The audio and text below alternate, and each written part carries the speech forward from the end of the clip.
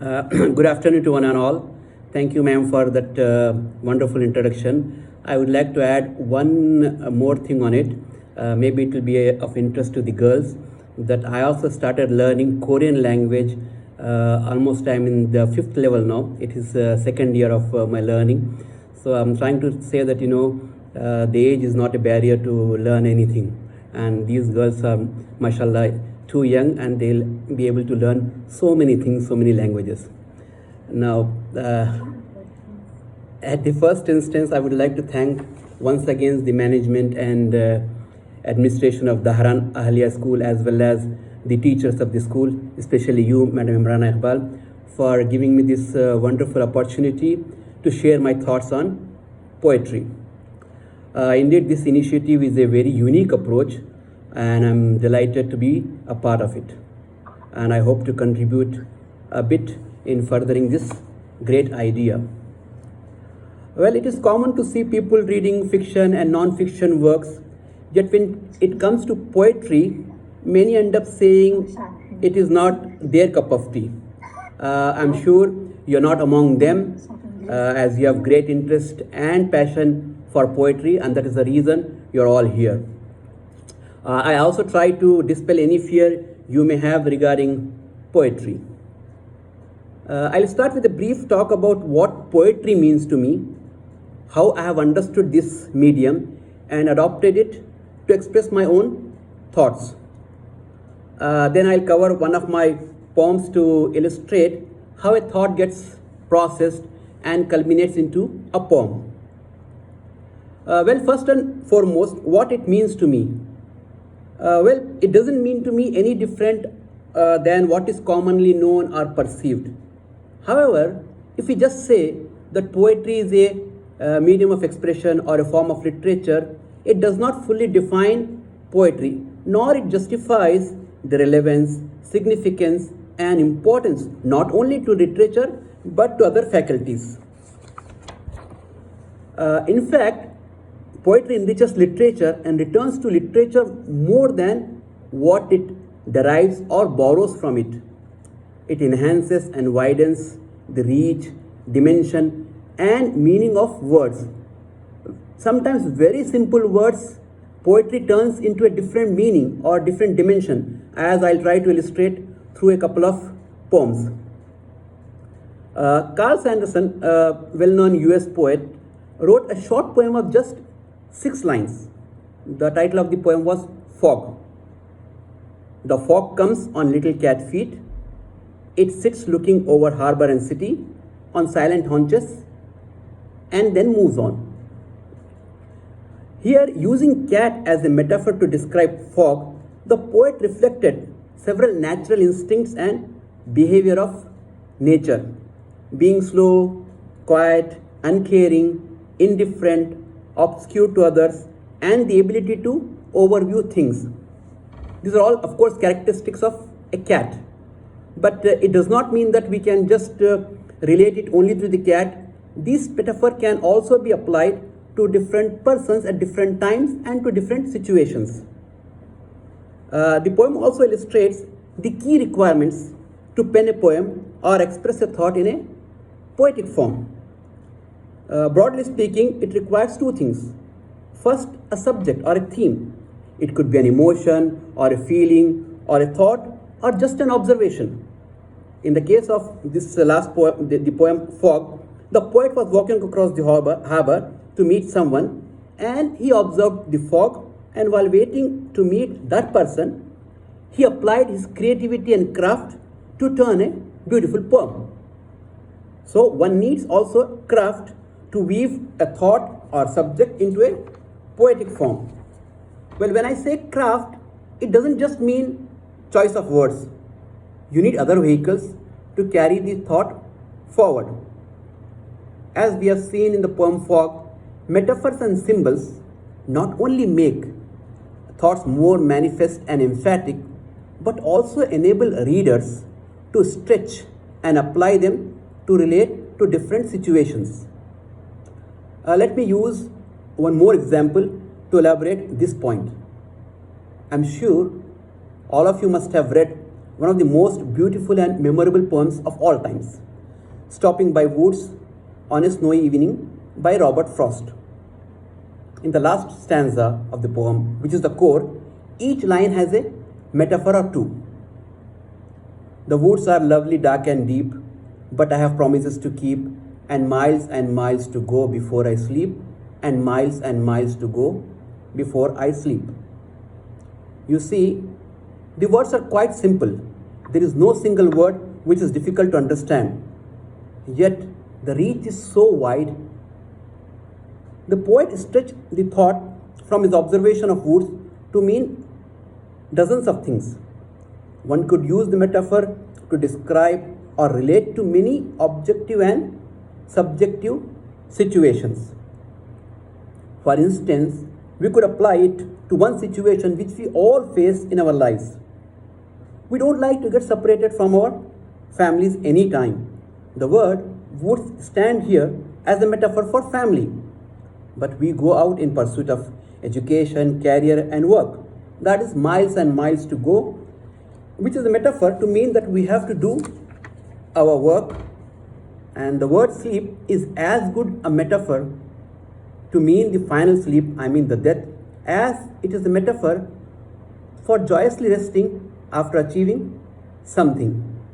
The first line denotes different works between each other before we rest, and the second line relates to the final sleep before which we have to do a lot of works. You will see now that poetry also enables to resonate philosophical thought. And let me add here, the metaphor woods could also be applied to non-physical objects like imagination or thought. Don't we get fascinated with some imagination? At the same time, we can't continue to remain stuck there. Besides philosophy, the imagery that flows from the beginning to the end in the poem is quite enthralling, and I recommend you read once again the entire poem so you'll see how the imagery is beautiful. We can quote here John Keats, who had said, "A thing of beauty is a joy forever." Again, here the thing, beauty, may not be a physical object. It could be a thought or an idea or a philosophy. As you can see from the poems I recited and this one line of John Keats, sometimes a couplet in a poem carries a deeper philosophical thought which a prose will take pages to convey. This is one of the features that make poetry very distinct from other forms of literature. And one more thing I would like you to bear in mind while reading poetry is that although poems reflect thoughts or feelings of poets, yet more often than not, poets do not present their own conditions or situations. They are just conveying an idea or a philosophy or a thought or an observation. Similarly, people appreciate both the thought and the craft regardless of whether or not they could relate themselves in a literal sense. It is like just when we watch a movie or a drama or read a book, we appreciate the story and the theme as well as the creativity and the craft involved. In fact, like writers, poets too stretch their imagination to create scenes and even characters. However, unlike in a story or a drama, the scenes and characters usually in poems are not vivid. They usually remain very subtle. Here comes the issue which most of the people say we can't understand poetry. Yes, words may be simple as we found in the poem Fog and the other poem Standing by Woods on a Snowy Evening. Yet those words need some insight to understand the deeper meaning involved. However, many a times, despite our best efforts, we may not be able to understand the thought as the poet had in his or her mind. That is nothing, there is no problem if you end up extracting a different thought as long as you could relate it to that thought. Now let me cover to what inspired me or what makes me write poems. I liked writing since my childhood. Well, some 10 years ago, a Facebook friend of mine posted a challenge to pen a poem starting with a line, I want to be a poem. That is the book you are seeing. Eventually, I kept the title of my collection, I Want to Be a Poem. That was the formal start, so to speak. What makes me write? Well, again, it is nothing different than what makes other writers and poets write. Whenever I observe any object, or read or watch something appealing or even disgusting, I try to channel my thoughts through poems.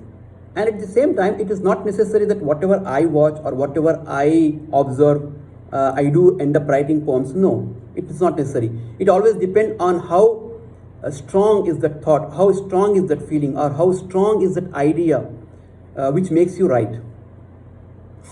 Now let me refer to one of my recent poems, an ode to kindergarten, to illustrate how I got that idea and how I stretched my imagination to convey my thoughts. It so happened that someone had shared a picture of my kindergarten school. I mean, let's say that was when I was going 45 years ago. Although the building was in ruins, I could see myself walking back in that structure, and then my memory lanes lit up, which resulted in me writing these lines or a poem. So I'll try to recite it. Dilapidated thy looks though, warm. Mr. Safi, sorry to interrupt. Yep. Do you want me to share screen? You may please. Okay.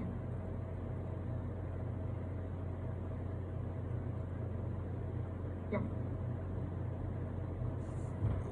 Dilapidated thy looks though, warmth of thy laps, but I know, love and care thou bestowed, all my life that I owe.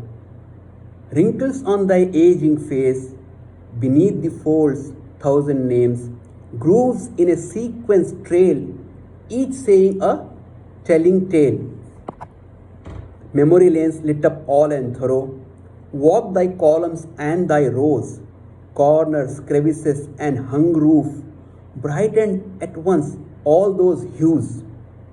Arches, doors, niches, and windows, tales recited which I fully know, perches and sills for birds and doves, descendants flocking still in droves.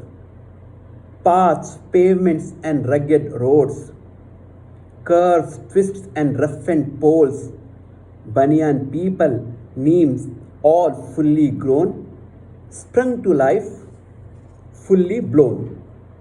Joyous movements and some woes, losses, victories that I scored, reminisce the faces of my mates, side of all those bullying foes. Life a cycle none controls, time rotates on its own, tread we all its threshold, bowing to its ebb and flow. Thank you.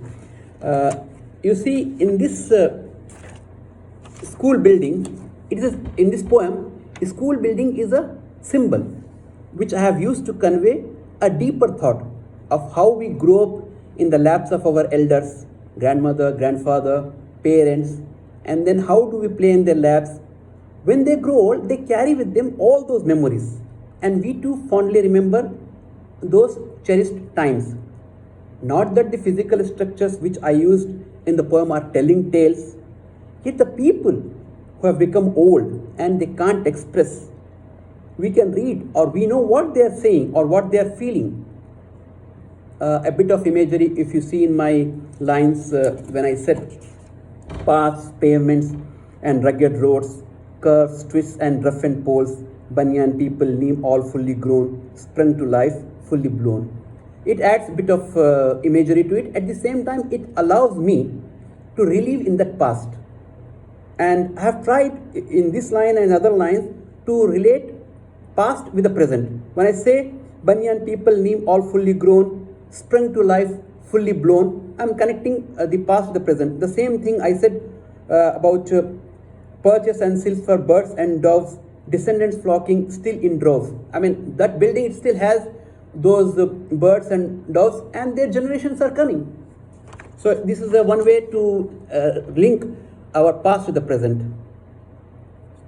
I hope to have covered an overview of poetry and conveyed the techniques which I usually deploy, and I'm sure I'll be happy to answer any clarifications you may have or questions, or maybe the ideas and thoughts you have, I may learn from them. So I open the session for your questions. Thank you so much, Mr. Safi.